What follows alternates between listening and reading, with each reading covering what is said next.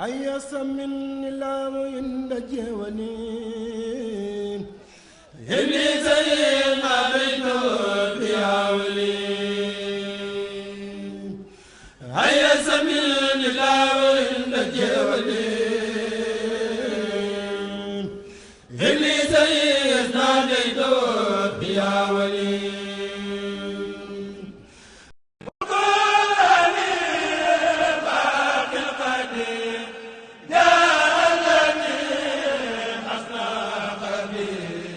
groupe Asna Khadim di kër gu yëngu ci mbindum alquranul karim ak xasida ci mbindum rafet te wow ak mool yu taaru moo leen di jaajëfal ci safoo gi ngeen ko safoo si wàllub liggéeyam groupe Asna Khadim indil na leen mbokk yi lépp luy tax seen wàccaay gën a yëwan ci bagage yu murite loolu ngir nag ngeen mën a jot ci liggéeyub groupe Asna Khadim fekk lay ñu Touba ñoo ngi si xayra jàkkaarloo kër Serigne Modou Bousso Dieng wala nga woote si 76 128 28 28 77 244 19 19 bu dee Dakar Grand Yoff HLM Padois garage Al Azhar Serigne Mourtada si wetu daaray Serigne Fallou Cheibou wala ngeen woote si 77 070 88 43 77 844 17 44 groupe Asna Khadim di leen di ñaanal jàmm ak xéewal.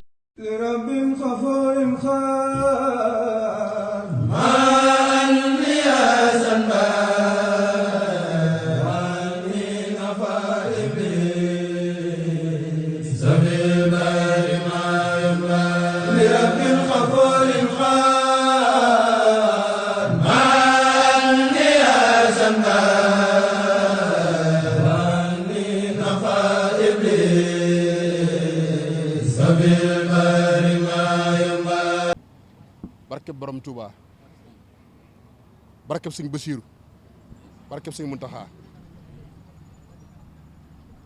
au nom de l'ensemble de la communauté mouride d'ici et d'ailleurs sous le ndigal du khalife général des mourides Cheikh Mountakha Bassirou Mbacké yàlla na fi yàgg te wér avec la présence et la présidence de Serigne Kosso Mbacké, Serigne Mame Thierno, qui a conduit la délégation depuis Dakar, sous la présence du jëwriñ des daïra de Libreville et du Gabon, sous la présence du coordonnateur de la caravane, du coordonnateur général de la caravane, Serigne Cheikh Mbeng, et l'ensemble des membres de la communauté mouride du Gabon, du Sénégal et d'ailleurs. Après les quelques mots de prière et de remerciement et de bénédiction de l'envoyé du khalife général des mourides, Serigne Cheikh Mountakha Bachir, Serigne Kosso Mbacké, nous venons au nom de la caravane Mayumba, son coordonnateur et l'ensemble de ses membres, dire que nous sommes satisfaits, nous sommes heureux, nous sommes remplis de bonheur, de gaieté, de volonté, de respect et de gentillesse envers la communauté gabonaise. Nous sommes dans l'avenue Cheikh Ahmadou Bamba. Ce 10 août 2022,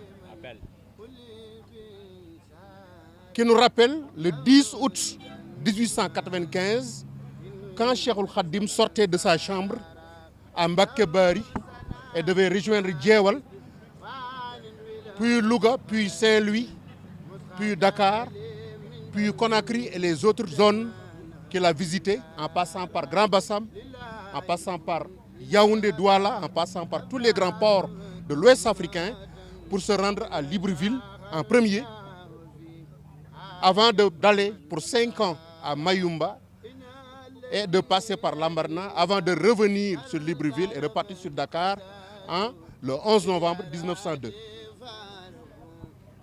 Le Cheikh a fait après beaucoup d'autres périples.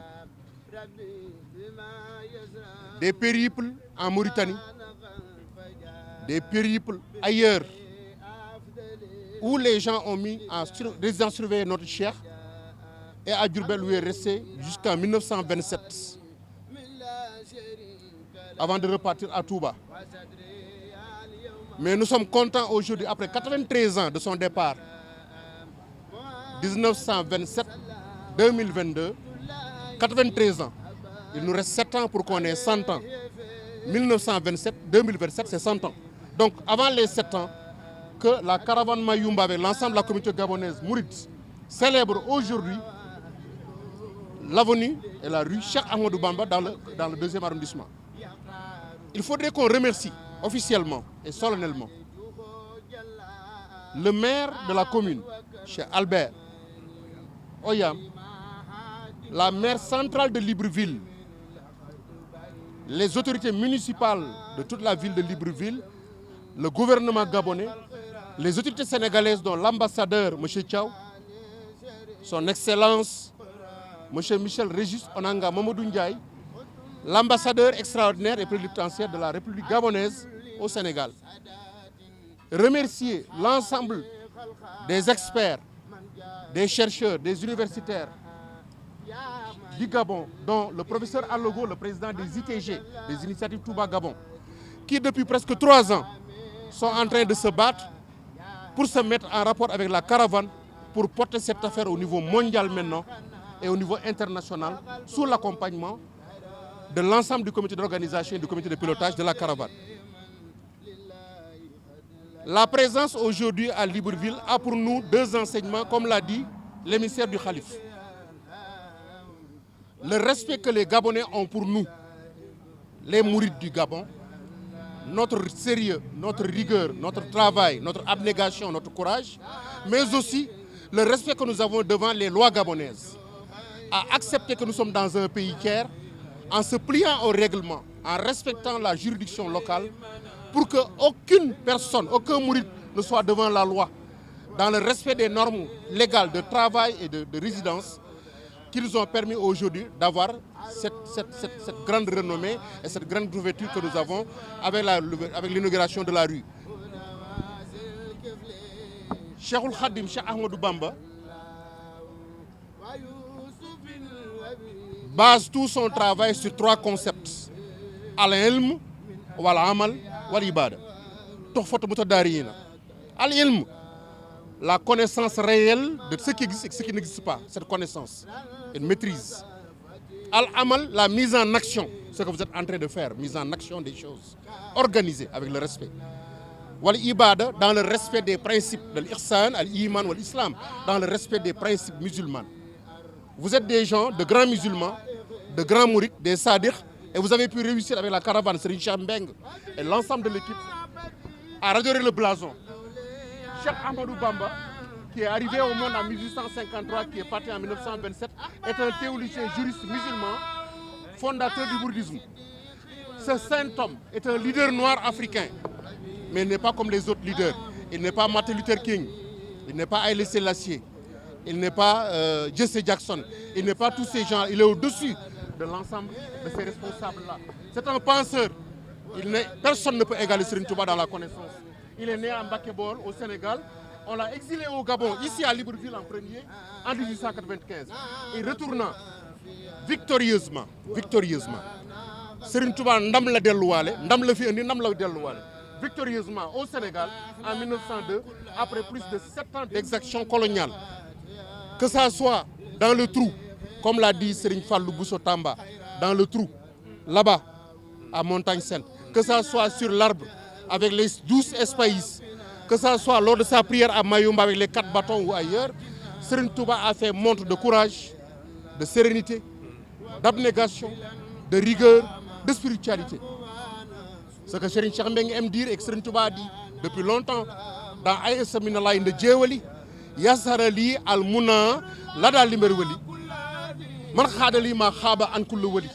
Tout ce que les saints cherchent, tout ce que les grands connaisseurs cherchent, tout ce que les grands prophètes et musulmans cherchent, tout est réuni ici en moi, à Libreville, à Mayumba, au Gabon. Alhamdoulillahi Rabbil Alamina. Nous les mourides, nous sommes aujourd'hui satisfaits, nous sommes contents et nous sommes reconnaissants envers le peuple gabonais pour l'inauguration de cette avenue, de cette rue extrêmement importante dans le 2e arrondissement de Libreville. Je pense qu'aujourd'hui, la caravane a posé un jalon et ce jalon doit être maintenant suivi par de grands programmes, dont la vision de Serigne Fallou Bousso, Rahmatullah Alayhi, et sa femme, Rahmatullah Allaha, Sohna Diarra Bousso.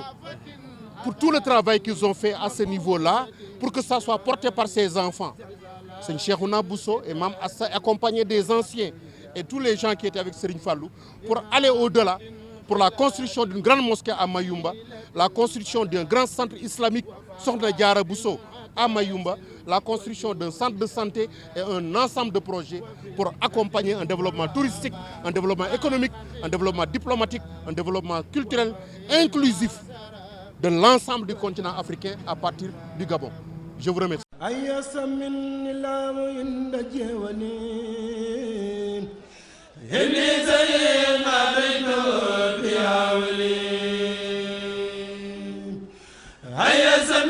الله وإن جولي